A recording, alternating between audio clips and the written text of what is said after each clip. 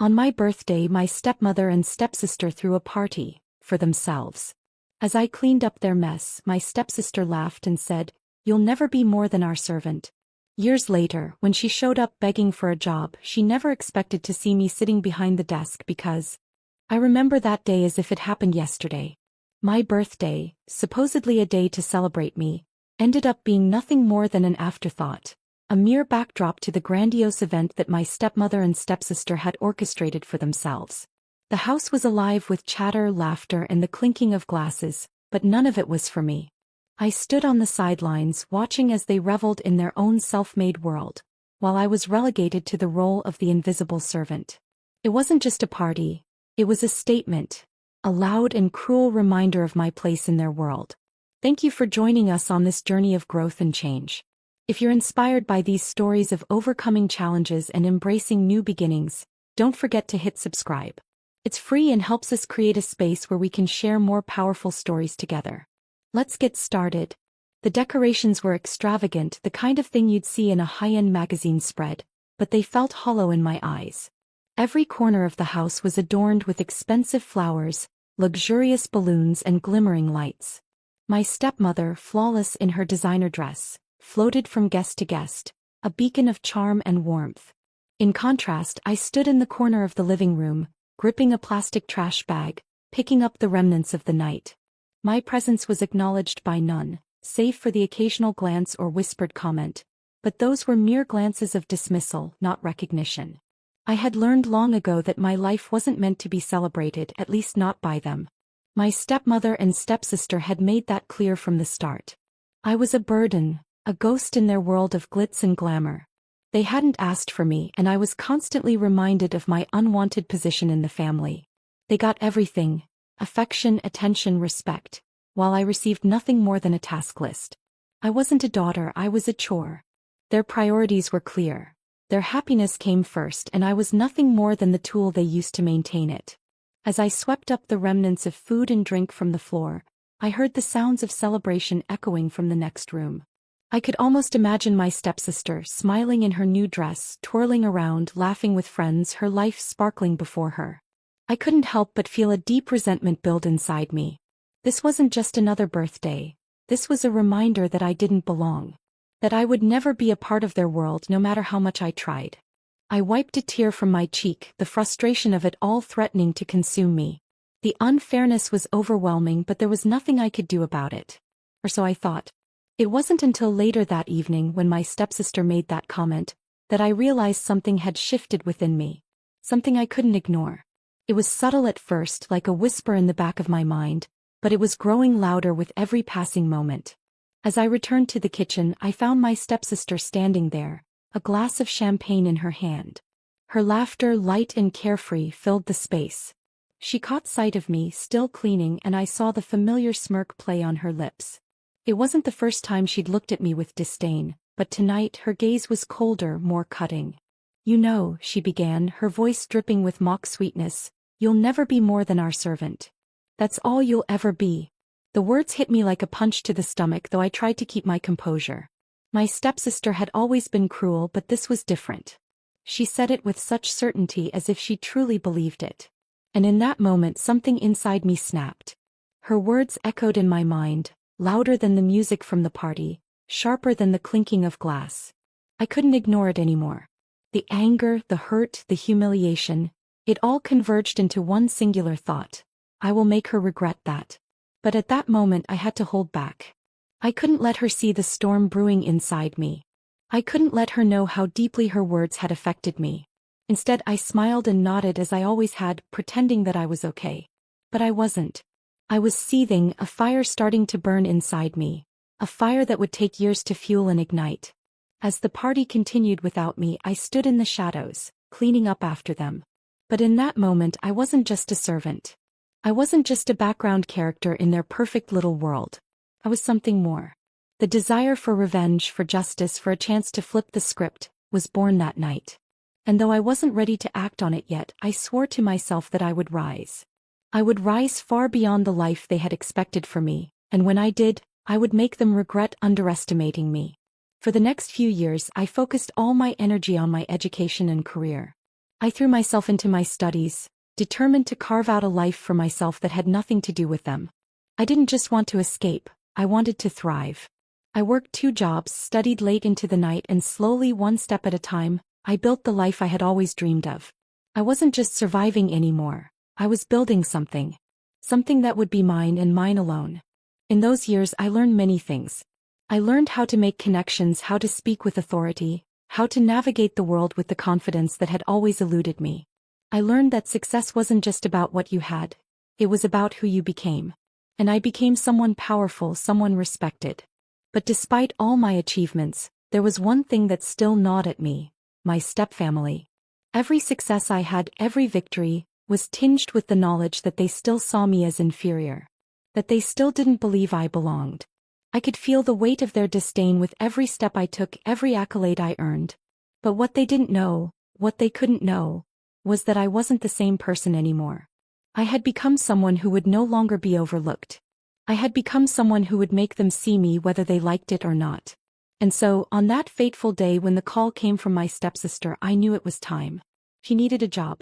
She was struggling, desperate, her life spiraling downward in a way that mirrored my own once. Lost and helpless. The irony wasn't lost on me. Years ago she had mocked me, belittled me, and now here she was asking for my help. I hesitated for only a moment. There was a part of me that wanted to ignore her, to let her suffer as I had suffered. But then I remembered what I had promised myself all those years ago. I would rise. And now I had the power to decide what happened next. I would be the one to hold the keys to her future. As I sat at my desk waiting for her arrival, I couldn't help but feel a strange mix of emotions. There was no joy in this moment, no triumph. It was just a simple truth. I had finally come full circle. As I sat at my desk, the heavy silence in the room pressed against me. I had anticipated this moment, but now that it was here, I couldn't help but feel a strange mix of emotions. My stepsister, once the source of all my humiliation, was on her way to see me. The very thought made my pulse race with a mix of nervousness and something deeper. Something I hadn't fully acknowledged until now. It wasn't fear. It was the power I now held over her, and the weight of that realization had both its perks and its responsibilities. The door creaked open and in walked my stepsister, looking entirely out of place.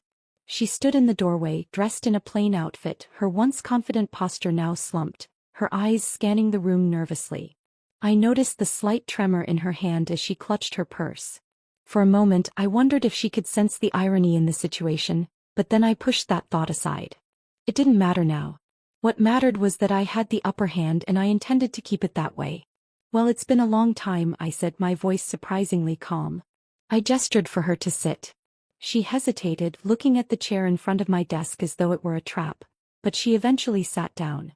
I could see the wear on her face. Stress, desperation, something I had never imagined I'd see in her. "Thank you for agreeing to meet me," she said, her voice tight. I really need this job. My situation isn't great right now." I couldn't help but marvel at the irony. She, the one who had once looked down on me, now sat before me, humbling herself in ways I never thought possible. She was pleading. But not just for any job, she was pleading for my help. And yet there was something about the way she said it that felt insincere. Perhaps it was the way she tried to hide the edge of entitlement that still lingered in her voice, or the faint trace of the old arrogance that I could still see in her eyes. "I'm sure you've been doing well with your connections and all," she continued, attempting to steer the conversation in a direction that flattered both of us. "I can do anything, any position you need filled, I promise. You know how hard I work. I can be helpful." Her words were carefully crafted, but I could hear the desperation behind them. She wasn't just asking for a job, she was trying to manipulate the situation, trying to remind me of the way she had always been in control. The thought made something inside me burn hotter, but I maintained my composure. This wasn't about emotion anymore. This was about power. "I don't doubt your abilities," I replied, my voice smooth. "But you know, things aren't as simple as they once were. You've got to prove yourself. Especially now." She shifted uncomfortably in her seat, clearly sensing that the power dynamic had shifted. The confident stepsister who once dominated every room now looked like a small child caught in her own web of self-made illusions. The fact that I could see this, the way she was unraveling before me, made me feel a strange sense of satisfaction. I wasn't just winning this battle. I was watching her crumble in real time. But there was a part of me that still held back, unsure whether to push her further or let her plead more. "I'm sorry for what I said before," she blurted out suddenly, catching me off guard. I was wrong. I didn't mean it. You're not just a servant. You've always been more than that. Please just give me a chance." The words hung in the air for a moment and I found myself frozen. She's apologizing? The girl who had once laughed as I scrubbed the floors beneath her? Who had watched me clean up her mess while she partied? Her apology was like a poison in disguise. Too little, too late. I had waited for this moment for years, but in the moment it finally arrived, I realized something unexpected. I didn't want her apology. I didn't need her to apologize. I needed her to understand that her arrogance had cost her everything, and the only thing that could make her realize that was seeing her in my position. "You know," I said slowly, my voice now carrying a different weight. "Words are cheap, especially when they're said out of desperation. You can apologize all you want, but actions are what matter. I can't just take your word for it anymore. You'll have to prove yourself. But don't think for a second that I'll forget how you treated me all those years." Her face paled. I saw it, the fear creeping into her eyes. She wasn't used to being spoken to this way. She had been the one calling the shots for so long that she had forgotten what it felt like to be the one on the receiving end of criticism. But I was no longer the girl she had once dismissed. I was someone who had built her own life, step by step, while she had squandered her opportunities. And now I was in control. I understand," she stammered. "I'll do whatever it takes. I can work hard. I can prove it."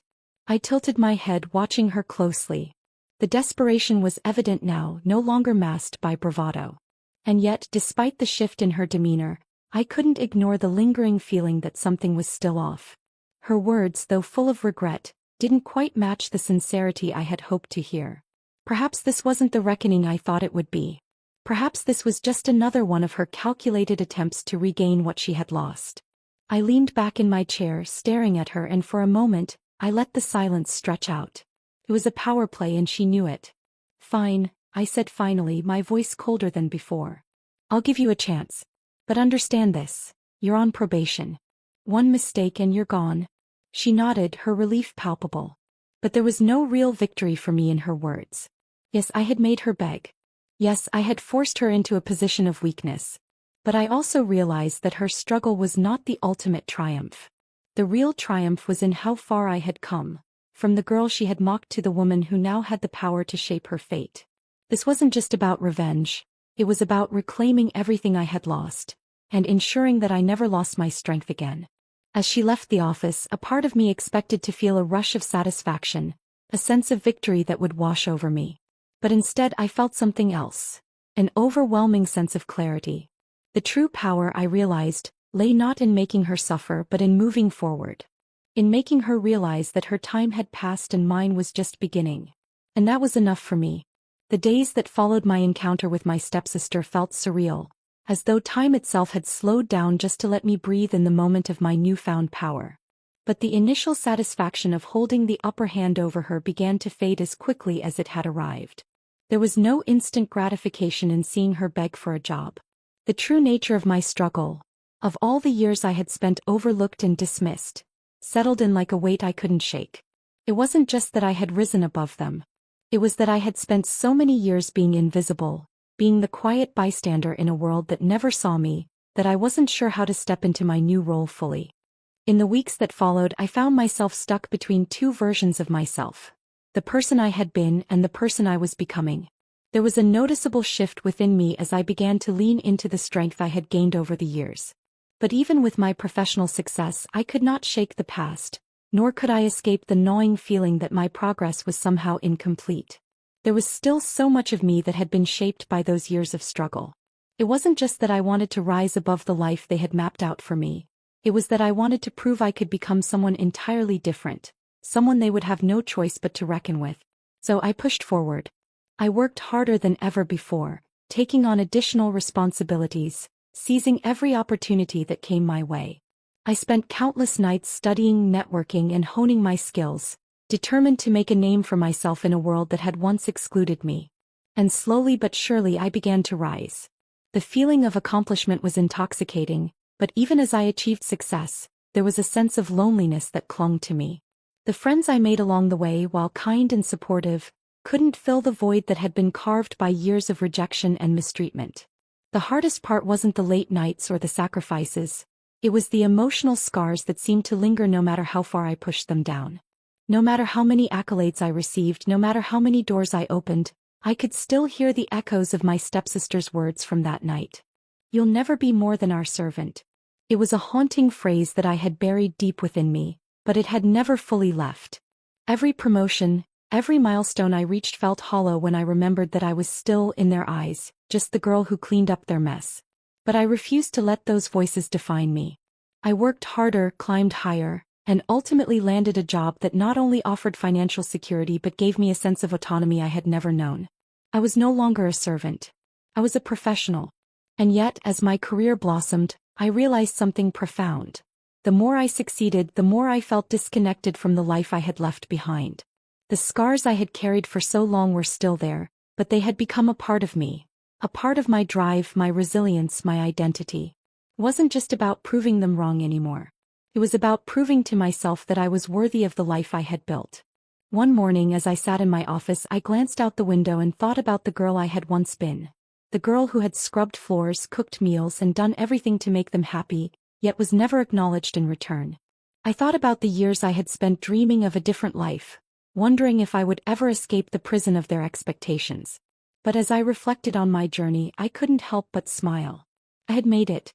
I had succeeded beyond anything I had ever imagined. I was no longer a bystander in my own life.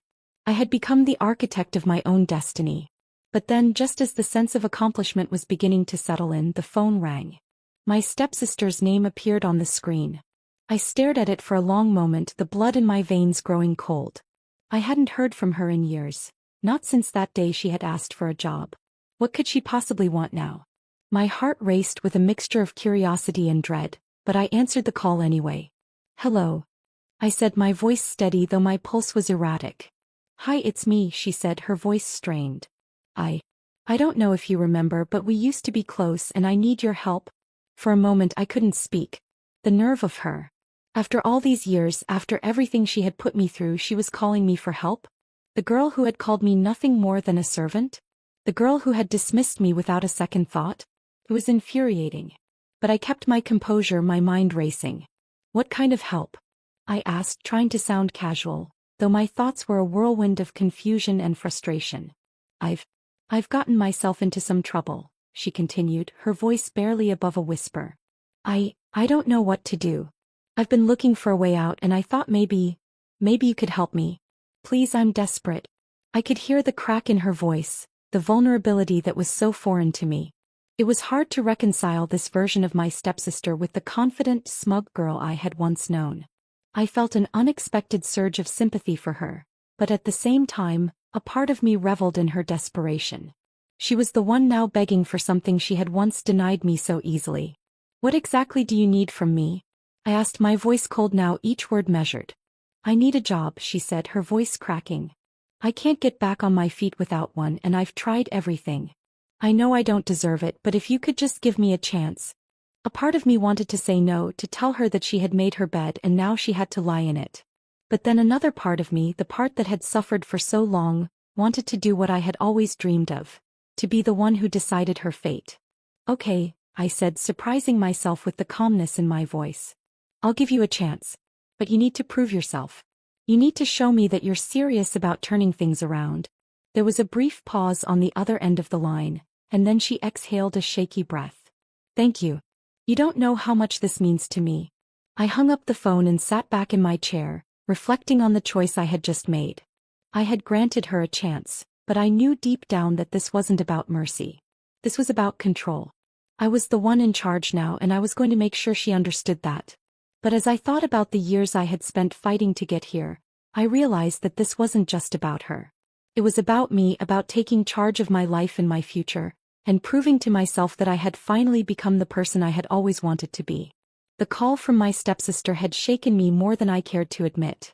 As soon as I hung up, I sat at my desk for a long while, just staring at the wall. A strange emptiness washed over me, but it wasn't the emptiness of regret or doubt. It was something deeper, more primal. A realization that I had just given her the one thing I had spent years fighting for. A chance. But it wasn't just about her anymore. This moment wasn't about retribution or forgiveness. It was a testament to how far I had come from that girl who had once been dismissed as nothing more than a servant. The irony wasn't lost on me. How a single decision, a single opportunity, could turn the tables so dramatically. I was no longer that girl, and my stepsister would soon learn that nothing was ever going to be the same between us again. The next few days passed in a blur as I threw myself back into work. The routine I had carved out for myself had become second nature. Wake up early, check emails, attend meetings, manage projects. Everything had a purpose now, every step a small victory in a much larger journey. I was no longer defined by what I had been but by what I had made myself. Still, despite the steady progress of my career, I found myself wondering whether the job offer I had made to my stepsister was the right move. I hadn't expected to feel this conflicted. I had been ready for so long to cut ties with the past, to sever any connection to the life I had once led. But now, with her back in my life, the situation felt different.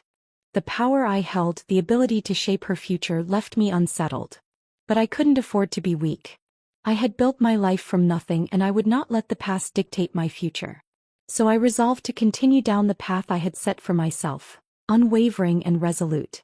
Yet there was a part of me that wondered, was I truly in control, or was I simply reliving the same cycles of humiliation now with the roles reversed? The following week, my stepsister arrived at my office for her first day of work. I watched her walk into the building with a look of nervous anticipation, a far cry from the confident young woman who had once treated me as inferior. She had changed in ways that weren't immediately visible, but I could sense the difference in her every move. There was no arrogance in her posture now, no smugness in her smile. She was lost, adrift, and for the first time I felt a strange pity for her. I quickly shut down the sentiment. Pity would not help me now. I had to stay focused. This wasn't about her. This was about me. As she entered my office, I could see the trepidation in her eyes. Her footsteps were tentative, as though she was walking on eggshells.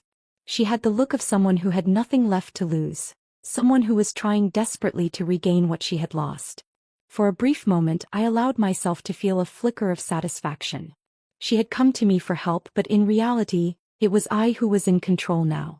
"Morning," she said, her voice shaky but polite. "I'm ready to get started." I nodded, not offering any words of encouragement. My role wasn't to nurture her, she had never nurtured me. My job was to assess her, to see if she was truly capable of change. "Let's start with the basics," I said, handing her a set of files. "These are some of the projects we're currently working on. I need you to familiarize yourself with them and let me know if you have any questions. But understand this, I expect results. Not promises, not excuses. You either prove yourself or you're out." She nodded, swallowing hard. I could tell she was struggling to maintain composure, but there was a sense of humility in her that hadn't been there before. It was as though the walls she had once built around herself were slowly crumbling, leaving her vulnerable in a way I hadn't anticipated. The first few days passed uneventfully. She worked diligently, completing the tasks I assigned her with a level of competence that surprised me. But I was careful not to let my guard down. There was still something about her that felt off, something I couldn't quite place. Perhaps it was the way she held herself when she thought no one was watching, or the slight edge of impatience that still lingered in her words. I had learned the hard way that people didn't change overnight, and I wasn't about to let her slip past me with a few good days of work.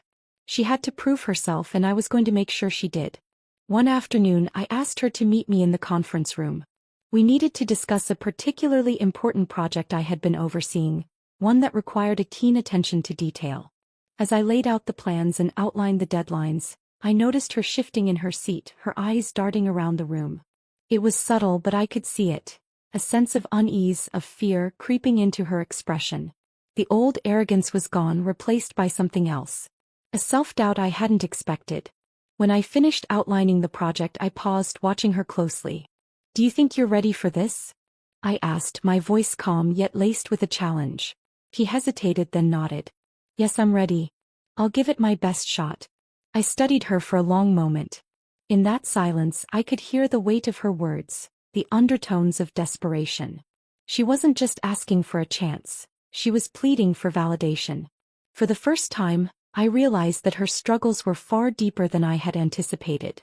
She wasn't just trying to rebuild her career, she was trying to rebuild herself, to reconcile with the person she had become.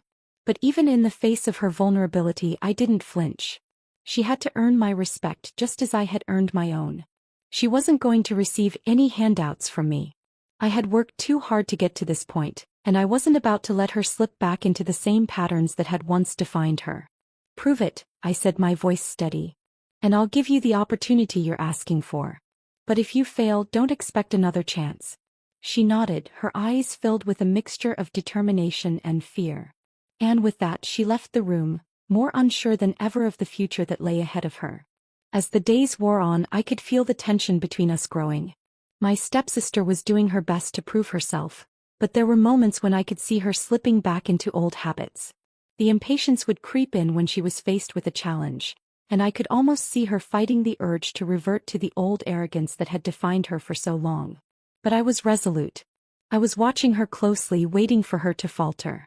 Every small misstep was a reminder that she hadn't fully learned the lessons she needed to, and I wasn't about to let her think she could walk away unscathed. The power, I realized, was not in the opportunity one had given her. The power was in the control I still held. And with every passing day, I grew more certain that this wasn't just about her redemption. This was about my own, about proving to myself that I could not only rise above the past but rewrite it entirely. It had been weeks since I offered my stepsister the job, and as each day passed, I grew more certain that I had made the right decision. I watched her closely, evaluating every move, every word she spoke. Despite the initial discomfort of having her back in my life, the control I felt as I observed her struggle with the responsibilities I had handed her was strangely satisfying. I was no longer the helpless girl who had once been humiliated and dismissed. Now I was the one in charge. And yet, as much as I relished in the power of that control, a small part of me felt a lingering unease, a whisper at the back of my mind that warned me things might not be as simple as they seemed. And then on a Tuesday afternoon the phone rang. The name on the screen was one I had come to dread: my stepsister. I hesitated before answering, my finger hovering over the screen. What could she possibly want now? The way she had approached me before, begging for help, seemed like a thing of the past. She had been working diligently, showing up on time, following through on tasks. There had been no signs of rebellion or arrogance since that first day. So why was she calling? I picked up the phone, my heart beating faster than usual. "Hello," I said, my voice betraying nothing. "Hi," she said, her voice shaky, a stark contrast to the confident tone she had once carried. I need to talk to you. It's important. Can we meet?" I frowned, sensing the weight in her words. There was something urgent in her tone, a desperation that sent a shiver down my spine.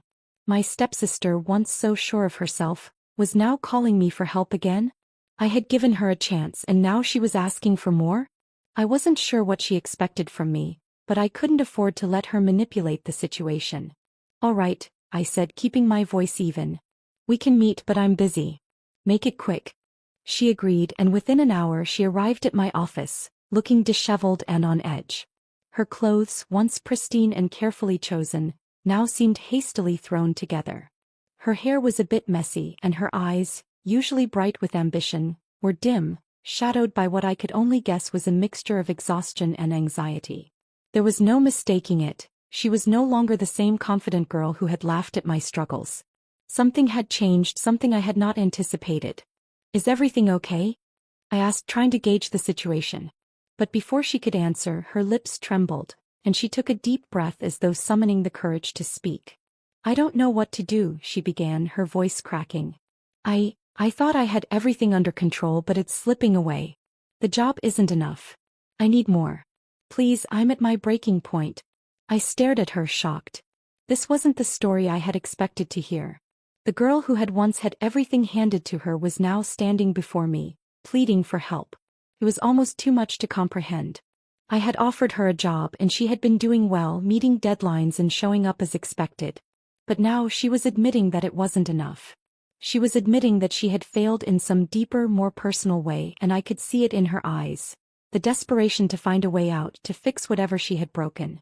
"What do you mean it's slipping away?" I asked, trying to keep my voice steady. "You've been doing fine here. You've been keeping up with your work." She wiped away a tear that had started to fall, and I could see the weight of something larger pressing down on her. It's not the job, she admitted. It's everything else. My life is falling apart. I've lost control of everything. I'm in debt. I'm barely keeping it together. I don't know how to fix this. The words hit me harder than I expected. Debt. Her life falling apart. The same girl who had once sneered at the idea of ever needing help was now admitting she had no idea how to climb out of the hole she had dug herself into. I could feel a strange mix of emotions swelling inside me. Anger. Satisfaction. Pity. But most of all, I felt something I hadn't expected. Sympathy. She had built her life on the belief that she was superior, that she could take whatever she wanted without consequence. But now, as she sat before me, it was clear that the weight of her own decisions had finally caught up with her. She wasn't just a victim of circumstance, she was a victim of her own hubris. But the question remained, did I have the power to let go of the past and help her, or would I let her drown in the mess she had created? I don't know how to fix this, she whispered, breaking the silence. I need help. I need a way out. I don't want to lose everything, but I don't know what to do anymore. I could see the vulnerability in her face now, the cracks in the armor that she had spent so many years building. The same armor that had shielded her from the truth of her own flaws. But now there was nothing left to hide behind. I was the one who had the power to either push her further into her downward spiral or offer her a lifeline. And in that moment I realized something crucial. I wasn't just the person who could offer help. I was also the one who could demand repayment for the years of cruelty, for the years of her treating me as less than human. She had come to me, and now she would learn that every action had a consequence. I leaned back in my chair, my eyes never leaving hers. You've put yourself in this position, I said coldly, though my heart was heavy with the weight of the decision I was about to make. You've made choices and now you have to live with them. But I'm not going to let you drag me into your mess. She flinched, the words stinging more than I intended. But it was the truth.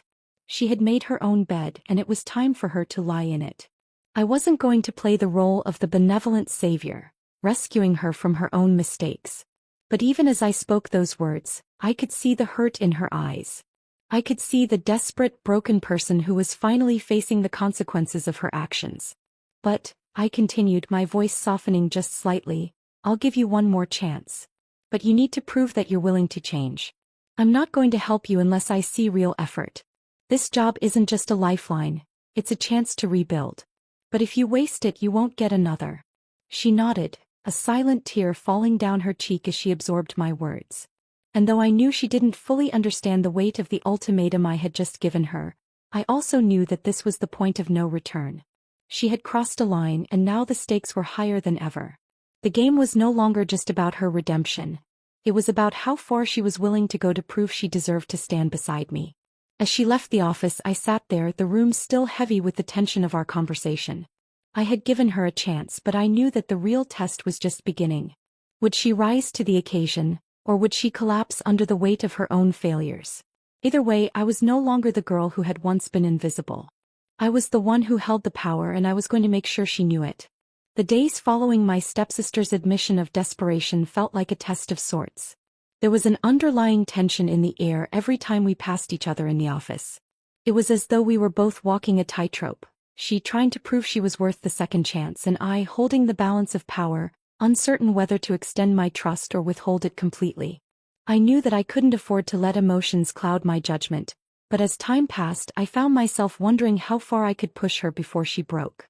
It wasn't about vengeance anymore. It was about proving that I wasn't the same person I had been, and she wasn't the same person she used to be either.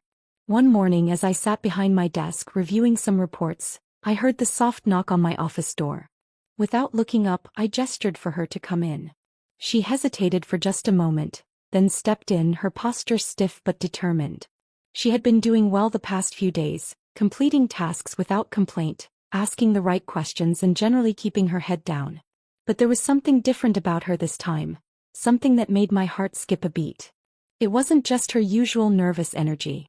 It was a look in her eyes, one I hadn't seen before. A flicker of fear perhaps, but also something deeper, something that resembled resolve. I need to talk to you, she said, her voice trembling ever so slightly. It's important. I set the report aside, leaning back in my chair, my fingers steepling in front of me. Go ahead. I'm listening. She took a deep breath before continuing. I'm not sure how to say this, but I'm afraid that I'm not the right fit for this job. I've tried, I really have, but I feel like I'm failing. I know I haven't been perfect and I just can't help but feel like I'm holding you back. The words hung in the air between us like a thick fog. I could see the vulnerability in her face, the admission of weakness. This was not the same confident stepsister I had once known. The girl who had sneered at my efforts, who had dismissed my every attempt to prove myself. This was a different person altogether, one who was not only admitting her own shortcomings but also asking for help in a way that seemed almost alien to me. It took everything in me not to let the smallest hint of satisfaction show on my face. This was the moment I had been waiting for. The moment when I could finally take control of the situation completely. I stood up from my desk and walked toward the window looking out at the city below. The sun was just beginning to set, casting a warm golden glow over the skyline. The world outside seemed so peaceful, so calm, but inside the office things were anything but. I turned to face her, my eyes narrowing as I considered her words. I've given you a chance, haven't I? I said slowly, my voice steady but cold. You've had weeks to prove yourself. You've been doing your job, but you still don't seem to understand the gravity of the situation. You don't seem to get that I'm not just giving you a second chance out of the goodness of my heart. I'm not a charity and neither are you. Her face flushed with embarrassment and I could see the regret in her eyes. I know, she said, her voice barely a whisper. But it's not just about the job. I've been trying to keep my life together and I've been failing. I studied her for a moment longer, my thoughts swirling. This was a pivotal moment for both of us. If I gave in to the part of me that wanted to show her mercy, I could risk losing the power I had worked so hard to gain. I couldn't let that happen. Not now. Not when I had finally risen to a place where I was in control, where I didn't have to answer to anyone but myself. I could feel the weight of the decision bearing down on me, but I knew what had to be done. I took a step forward, closing the distance between us. I understand that you're struggling, I said, my voice low and measured. But you need to understand something important. This job, this life that you're trying to build, none of it will matter unless you can prove that you have the strength to push through when things get hard. And right now it doesn't seem like you have that strength. Her eyes flickered with a mix of frustration and desperation. I do have strength, she insisted, her voice rising slightly. I just need more time. Please just give me more time. But I shook my head, cutting her off. Time is something I don't have to give. Time doesn't give anyone second chances. It's what you do with the time you have that matters. And right now you're wasting it. I could see the realization dawn on her. She was beginning to understand the true nature of the position I had put her in. She wasn't just being tested for her job performance anymore. She was being tested for her character, for her resilience. It was up to her to decide whether she would rise to the challenge or sink back into the same patterns of self-doubt and fear that had plagued her before. Do you understand? I asked, my voice hard. She nodded slowly, but there was something in her eyes now, something that told me she wasn't just accepting my words. She was processing them, internalizing them. I could see it in the way her posture shifted, the way her gaze hardened just a little. It was the beginning of something important, something I hadn't expected to see. I understand, she said quietly, her voice steadying. I nodded in response. Good. Now show me. Prove it. For the rest of the day the atmosphere between us was different. There was an unspoken understanding, a tension that hung in the air as I watched her work with newfound determination. It was as if she had flipped a switch, suddenly more focused, more serious about her responsibilities. She no longer looked lost or unsure. She looked like someone who had finally recognized the stakes, someone who understood that the only way to survive was to prove her worth. By the end of the day I couldn't help but feel a strange sense of satisfaction. Not because I had broken her down, but because I had seen her rise from the ashes of her own failures. She had taken the challenge and now it was up to her to continue proving herself. But what struck me the most was that she wasn't just proving herself to me. She was proving herself to herself.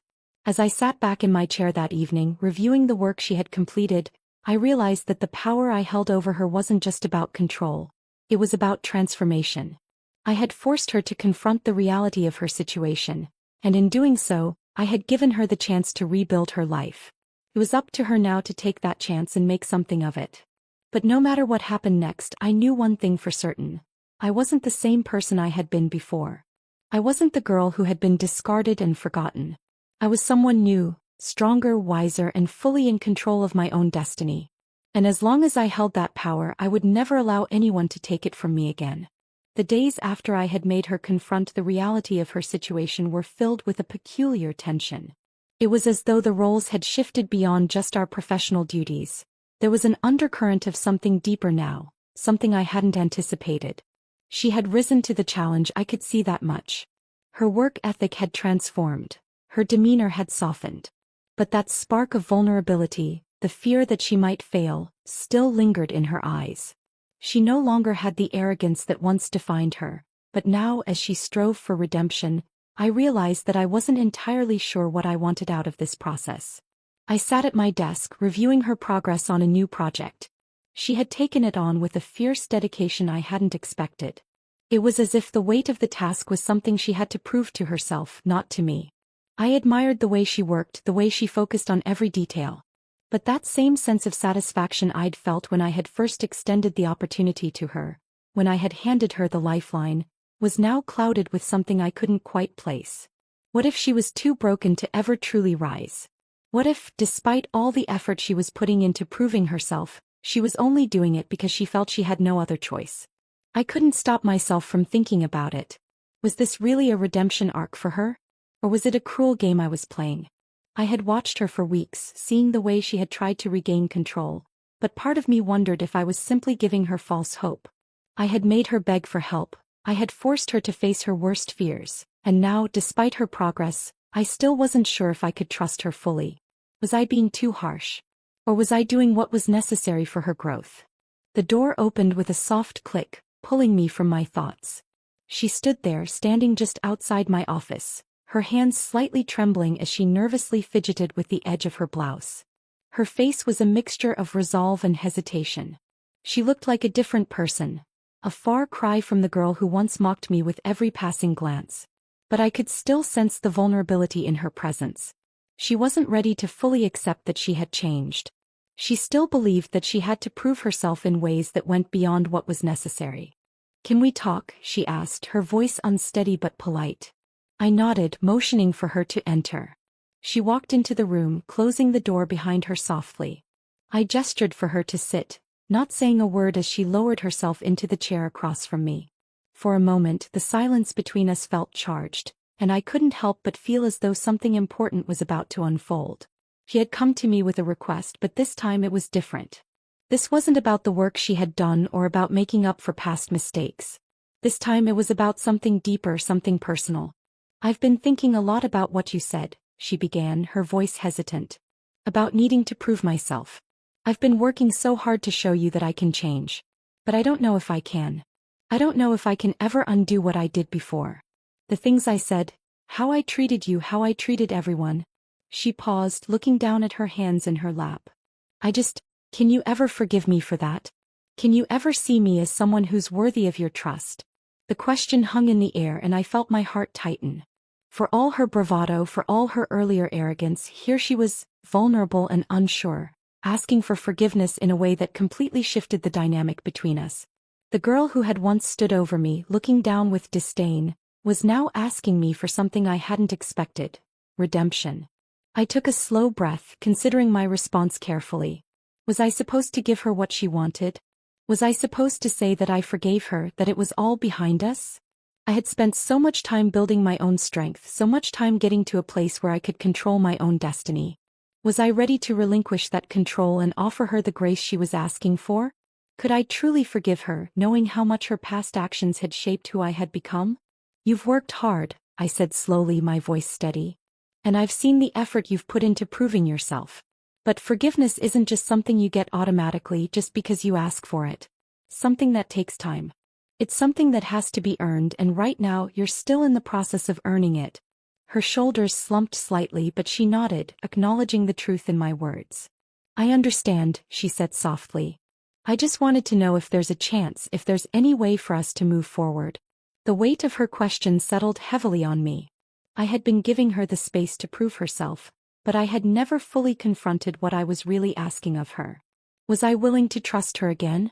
Or had the damage been done, permanently altering the way I saw her? She had come to me seeking absolution, but was I ready to offer it, knowing the complexities of our past? I realized in that moment that the choice I made now would shape everything. If I chose to forgive her, to move forward with her as a trusted colleague, I would be letting go of the bitterness that had defined our relationship for so long. But if I didn't, I would be holding on to the past, keeping her at arm's length, never allowing either of us to fully heal. I took a deep breath, looking at her with a mixture of empathy and resolve. The truth is, I can't just forget everything that's happened. But I can try to move forward if you show me that you're not the same person you were. If you keep proving to me that you can be trusted, then I'm willing to start over. But don't mistake that for forgiveness. It's a second chance, nothing more. She looked at me, her eyes glistening with what I could only assume was relief and uncertainty. I could see the conflict in her. She wasn't sure whether she was relieved or afraid that the opportunity one was offering was fragile. But I knew that this was the right thing. It was not about offering complete forgiveness, but about allowing the possibility of healing. I won't let you down, she said, her voice firm. I'll prove that I can be someone you can trust. I nodded, but a part of me wondered if she truly understood what it meant to earn trust. The road ahead would be difficult, but at least now we both knew where we stood. This wasn't about erasing the past. It was about learning from it, building something new from the ruins. I had given her a chance, but it was up to her to make it count. As she left my office that day, I sat there reflecting on the decision I had just made. There was still so much uncertainty in the air, so much left unresolved. But for the first time in a long time I felt a sense of peace. The power had shifted not just in my office but in my heart. I wasn't the same person I had been before, bitter, resentful, holding on to the past. I was learning to move forward, to open the door to possibilities I hadn't considered before. But as I sat there, I knew one thing for certain. This was just the beginning. As the days passed after my conversation with my stepsister, I couldn't shake the weight of the decision I had made. Offering her a chance to prove herself wasn't an easy choice, nor was it one I made lightly. It was a gamble. Would she truly change, or was this just another attempt to manipulate the situation to regain the upper hand? I had no way of knowing. What I did know was that the past, however painful, couldn't be erased. And as much as I wanted to move on from it, it seemed to have a way of creeping back into every decision I made. I spent my nights tossing and turning, wrestling with my thoughts. A part of me wanted to be kind, to forgive her and let her start fresh. After all, she was family, my stepfamily, yes, but family nonetheless. I had been in her shoes once, lost and looking for redemption, and the idea of holding a grudge forever seemed as exhausting as it was pointless. Yet another part of me was reluctant to let go of the power I had gained, the sense of control that had come with putting her in her place. If I let her back in, if I showed too much compassion, would I be losing everything I had worked for? Could I really afford to offer her redemption when she had been so cruel to me for so long? The internal battle continued, but as time went on, the tension between us grew. She worked harder, showed up earlier, and stayed later, making an effort that was undeniable. But there were still moments, fleeting seconds, when her old self resurfaced. When the arrogance flickered in her eyes, when she grew impatient with a colleague or dismissed an idea with the same careless disregard she had once shown me. Those moments unsettled me. Were they a sign that she hadn't really changed? Or were they simply echoes of a past she was struggling to escape? I tried to keep my distance, to remain the professional observer I needed to be. But something about watching her struggle, something about seeing her wrestle with her own demons, made me wonder. Was it fair for me to hold on to the past so tightly when she was clearly trying to break free from it? Wasn't I, in a way, doing the same thing by holding her to standards that didn't allow for growth? Could I be so blinded by my need for justice that I was missing the possibility of her redemption? The weight of these questions hung over me like a storm cloud. Every day I watched her with a critical eye, measuring her every move. And yet I couldn't ignore the small victories she was achieving. She had earned the respect of the team, and slowly her confidence seemed to return, though it was tempered by humility. She was no longer the brash, entitled girl who had once mocked me. She was someone who had learned to navigate the world with grace, someone who understood the value of hard work and humility. One morning, as I sat at my desk reviewing emails and preparing for a meeting, my stepsister entered the office, holding a file in her hands. Her face was serious, her eyes a little too focused, as though there was something she needed to say but hadn't yet found the right words. "I need to talk to you," she said, her voice steady but carrying an underlying tension. She placed the file down on my desk and sat across from me, her hands folded tightly in her lap. I looked at her, trying to read her expression. "What's going on?" "I've been thinking about our conversation," she began, and I could sense the hesitation in her voice. "About the second chance you gave me. And I've been working hard trying to prove to you that I'm not the same person I was. But I'm not sure it's enough. I feel like I need to make things right between us. Not just professionally but personally." I blinked, unsure of what she was getting at. "What do you mean by make things right?" I asked, my tone guarded. She hesitated again, her gaze dropping to her hands before meeting my eyes once more. "I want to apologize," she said, her voice softer now. "For everything. For the way I treated you, for everything I said. I was cruel and I'm sorry. I've realized that what I did wasn't just hurtful, it was wrong. And I don't expect you to forgive me.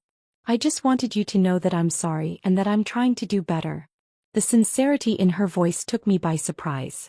I had heard apologies from her before, but they had always felt empty, like words meant to placate, not truly change. But this was different. She wasn't just apologizing for the sake of doing so. She was acknowledging the depth of the harm she had caused, and that in itself was a significant step. I leaned back in my chair, taking a moment to absorb what she had said. The old part of me, the part that had been wronged for so long, wanted to reject her apology outright, to remind her of all the pain she had caused. But the other part of me, the part that had fought so hard to get here, to become someone who could look at her with clarity instead of resentment, saw something different in her now. I saw a person who had grown, who was facing her own demons and doing the hard work of change. I saw a person who, for the first time, was trying to make amends. "I don't know if I can forgive you," I said slowly, my voice softer than I intended. "But I appreciate that you're taking responsibility for your actions. That means more than you might think."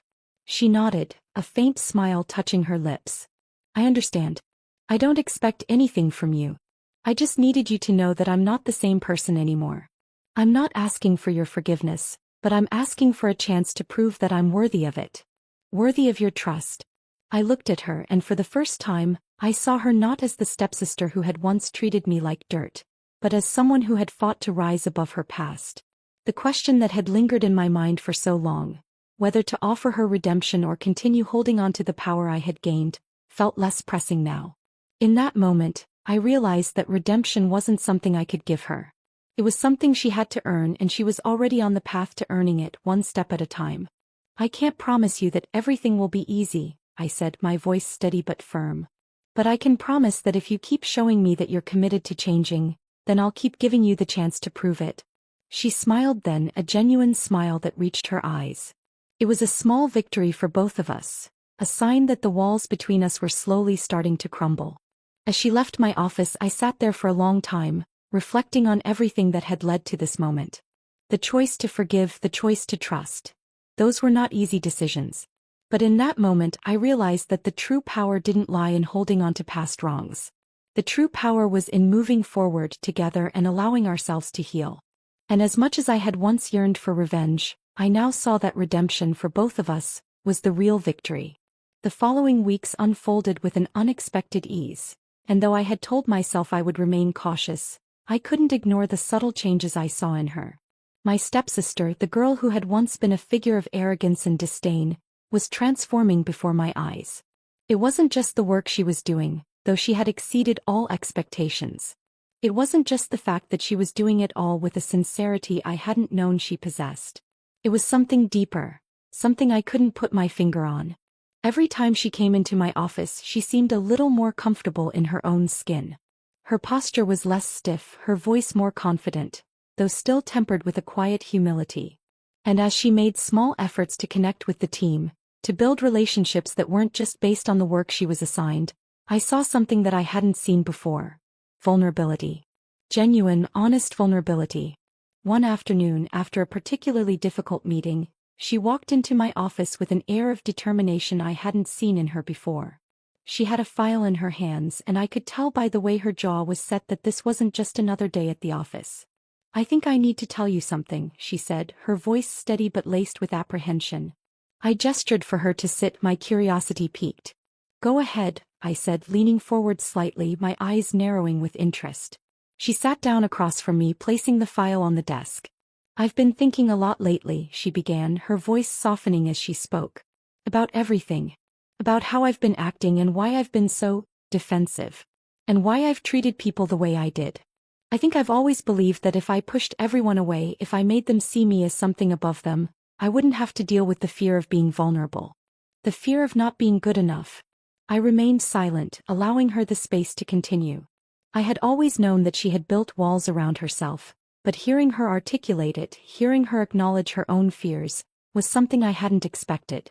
I've always been afraid, she continued, her eyes locking with mine. Afraid of failing, afraid of not living up to expectations, especially my own. But lately I've been realizing that the only way to succeed isn't to protect myself from everything. It's to face my mistakes, to deal with the fear and let go of this idea that I have to be perfect. I felt a lump form in my throat as I listened to her words. There was something so raw in her confession, so painfully honest, that it took me by surprise. For the first time I could see the depth of her inner struggle. This wasn't just about her past actions. This was about a girl who had been broken by her own insecurities, someone who had created a world around herself to shield herself from the very things that had held her back. For a moment I wasn't sure how to respond. I had spent so many years holding on to the bitterness of our past, unable to let go of the things she had done to me. But now, as I sat in front of her, I realized something important. She wasn't the only one who needed to let go. I had been holding on to the past for far too long, letting it shape my every decision. I had been holding on to my need for justice, for revenge, but in doing so I had forgotten what it meant to forgive, to move on. I'm sorry, she said suddenly, her voice trembling. I know I can't change what I did, but I want you to know that I regret it. I regret the way I treated you, the way I treated everyone. I wasn't trying to hurt you, but I know I did. Her words hit me harder than I expected. I had spent so many years holding on to the hurt she caused, convinced that I needed to make her understand the depth of my pain before I could move on. But now, as I watched her, I realized that the power of healing wasn't in making her pay for her past actions. It was in forgiving her, not for her but for myself. Thank you for saying that, I said quietly, my voice barely above a whisper. But you don't need to apologize to me anymore. You've already shown me that you're willing to change. And I think that's enough. Her eyes widened, and she looked at me as though she had never heard anything so profound. Really? She asked, her voice filled with disbelief. I nodded, a small smile tugging at the corner of my lips. Yes. I can see that you're trying, and that's all anyone can do. Trying to do better, trying to be better. The room was silent for a moment as we both processed the weight of what had just been said. I felt a sense of peace wash over me, a quiet clarity that had eluded me for so long. The anger, the resentment, it was all gone. In its place was something I hadn't expected: empathy. I had finally understood that my stepsister's transformation wasn't just about her. It was about me too. I had been holding on to my own fears and insecurities, afraid to let go of the past, afraid to move on. But now I could see that the only way forward was to embrace the changes that had happened between us, to let go of the past and make space for the future. She smiled, a genuine smile that lit up her face. I don't know what to say, she said softly. You don't have to say anything, I replied, my voice steady. Just keep proving that you're capable of change. That's all I need from you. Her smile deepened, and for the first time I saw the girl I had always hoped she could be. The walls she had built around herself were crumbling, and in their place I saw someone who was learning to trust, learning to be vulnerable, and most importantly, learning to forgive herself. As she left my office that day, I sat back in my chair, reflecting on everything that had led me to this moment. I had spent so much of my life consumed by resentment, determined to make her understand the pain she had caused me. But now I saw things differently. It wasn't about her understanding my pain. It was about me choosing to let it go. It was about me choosing to heal, not just for her but for myself. In that moment, I realized that closure wasn't something I could wait for someone else to give me. It was something I had to give myself. And as I watched my stepsister walk out of my office with a new sense of purpose in her step, I knew that we were both on the path to something better. The past no longer held power over us. The future was ours to shape. And that, in itself, was the most powerful kind of closure. The days following my conversation with my stepsister unfolded in a way that I hadn't anticipated.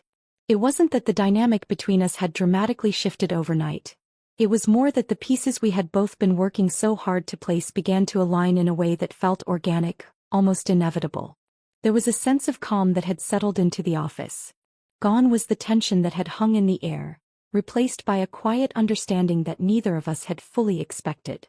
I found myself reflecting on everything that had led me to this point. How my life had been shaped by my stepfamily's cruelty, how I had fought tooth and nail to rise above the role they had cast me in. The years of resentment, of building walls around my heart, had always been my way of protecting myself. But as I looked at the person my stepsister was becoming, as I saw the genuine effort she was putting into changing, I realized something profound. The walls I had built weren't just separating me from her. They were keeping me trapped in the past.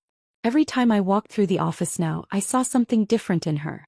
It was subtle, but it was there. Her interactions with the team were becoming less guarded, more open. She no longer held herself with the same defensive posture, as though expecting to be attacked at every turn. There was a softness to her now, a humility that had replaced the arrogance that had once defined her. She had become a person who was no longer afraid to show vulnerability, to admit that she didn't have all the answers, to ask for help when she needed it. And in that, I saw myself. A person who had spent so much of her life afraid to show weakness, afraid to be anything less than perfect. One afternoon as I was preparing for a meeting, she knocked softly on my door. Her face was more serious than usual, but there was something in her eyes that caught my attention. A mixture of resolve and quiet hope. "Can we talk?" she asked, stepping into the room before I had a chance to respond. I motioned to the chair across from me. "Of course. What's on your mind?" She sat down, her hands clasped together nervously in her lap. There was a silence between us, one that seemed to stretch longer than either of us expected. She looked at me, and for the first time I saw her hesitate, unsure of how to proceed. "I've been thinking about what you said to me," she began, her voice a little shaky but firm nonetheless. "About proving myself. About moving forward. And I've realized something." He paused, taking a deep breath. "I've spent my whole life trying to be perfect. Trying to be someone I'm not. And I think that's what's been holding me back. I've been so focused on trying to earn your forgiveness, your approval, that I've lost sight of what really matters." I didn't interrupt her. Instead, I simply waited for her to continue, the weight of her words settling over me. "I've been running from the past for so long," she said softly. "But I can't keep running anymore. I can't keep pretending that I'm the person I was. I've hurt people, including you, and I need to face that. I need to own it. And I want to prove to you, not just through my actions, but by showing you who I really am, that I can be someone worthy of your trust." I could hear the sincerity in her voice, and it took me by surprise. For so long, I had held on to the idea of revenge, of making her feel the weight of her actions. But as I looked at her, I realized that the revenge I had longed for wasn't going to heal me. It wasn't going to bring me peace. What I needed was closure. And that closure wasn't going to come from holding her accountable for every mistake she had made. It was going to come from letting go. "Thank you for saying that," I said quietly. "For the first time, I can see that you're not just trying to make up for the past. You're trying to be someone different. And that's all I can ask for." Her eyes softened, and I saw the relief in her expression. It was as though a weight had been lifted from her shoulders, one she hadn't realized she was carrying until now. "I don't expect everything to be fixed overnight," she said. "But I hope one day you'll be able to look at me and see someone who's trying. Someone who's not the same person who hurt you before." I nodded, understanding the depth of what she was asking. I had spent so much time holding on to the past, holding on to my anger and resentment, that I hadn't realized how much it had been holding me back. It wasn't just about forgiving her, it was about forgiving myself. I had been so focused on the idea of making her pay for what she had done that I hadn't given myself the freedom to move forward. "I'm not saying that everything's forgotten," I replied, my voice steady. "But I'm willing to move forward. I'm willing to let go of the past. And I think that's enough." A sense of quiet understanding passed between us, and in that moment I realized something truly profound. Forgiveness wasn't just about offering absolution to someone else. It was about freeing yourself from the grip of bitterness and regret. It wasn't about erasing the pain of the past. It was about choosing to live without it. She smiled, and for the first time in a long while, it was a smile that felt genuine. It wasn't the smile of someone trying to manipulate or prove themselves. It was the smile of someone who had accepted their flaws, their mistakes, and who was ready to move forward with a clear heart. "I won't let you down," she said softly, her voice filled with a new sense of determination. "I know you won't," I replied, a warmth spreading through me. As she left my office, I sat back in my chair, reflecting on the journey we had both taken to get to this point. For so long, I had clung to the idea of revenge, convinced that it was the only way to make her understand the pain she had caused. But now I saw that the only way forward was through healing, through letting go of the past. And in that moment I realized that I wasn't just forgiving her, I was setting myself free. The future no longer seemed so uncertain. The power that had once felt so fragile, so tenuous, was now mine to shape, not through anger or resentment, but through growth and understanding. And in that I found peace. Not just for her but for myself.